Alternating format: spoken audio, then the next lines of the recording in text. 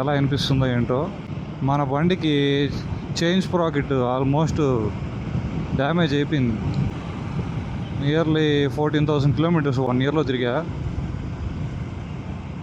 15కి reach అయిపోతుంది, ఇంకో 150 kilometres something వెళ్తే.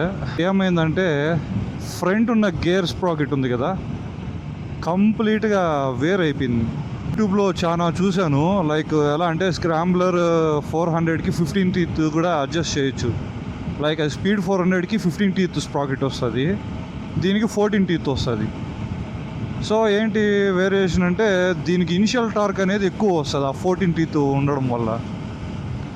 టాప్ స్పీడ్ అనేది ఇది లాస్ట్ పోయిండేది వచ్చి 168 170 అనుకోండి రఫ్గా. అదే మనం స్పీడ్ 400కి ఉన్న 15 టీత్ స్ప్రాకెట్ దీనికి వేసామంటే ఏమవుతుందో చూద్దాం అనేసి అనుకుంటున్నా. సో వీడియోలో వాళ్ళందరూ ఏమంటున్నారంటే పెద్ద డిఫరెన్స్ ఏం లేదు, టాప్ స్పీడ్ అనేది కొంచెం ఇంక్రీజ్ అయింది అన్నారు. కానీ మనకు అంత టాప్ స్పీడ్ ఏం పెద్ద లేదు. కానీ సెకండ్ థింగ్ ఏమంటే ఆ స్ప్రాకెట్ మీద ఇంజన్ బ్రేకింగ్ వేసినప్పుడు కొంచెం స్ట్రెస్ తగ్గుతుంది 15 టీత్కి. నేను మోస్ట్ ఆఫ్ ద వెహికల్ దీన్ని ఇంజన్ బ్రేకింగ్తోనే ఆపుతూ ఉంటాను. వెరీ అగ్రెసివ్గా ఇంజన్ బ్రేకింగ్ వేసాను చాలాసార్లు.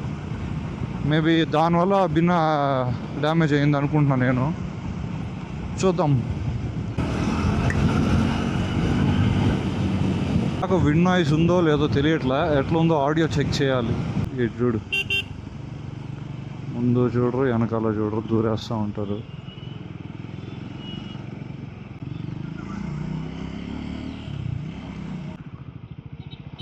అంకల్ నిద్రపోతున్నాడు. రిటర్న్ పోదాం. తిరుపతి ట్రాంప్ జరిగే డాగి.